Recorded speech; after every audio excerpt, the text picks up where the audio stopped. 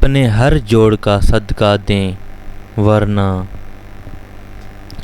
حضرت ابو ہریرہ رضی اللہ عنہ روایت کرتے ہیں کہ رسول اللہ صلی اللہ علیہ وآلہ وسلم نے ارشاد فرمایا، ہر انسان کے ذمہ ہے کہ ہر دن جس میں سورج نکلتا ہے اپنے بدن کے ہر جوڑ کی طرف سے اس کی سلامتی کے شکرانے میں ایک صدقہ ادا کرے۔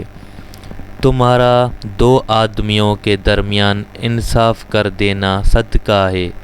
کسی آدمی کو اس کی سواری پر بٹھانے میں یا اس کا سامان اٹھا کر اس پر رکھوانے میں اس کی مدد کرنا صدقہ ہے۔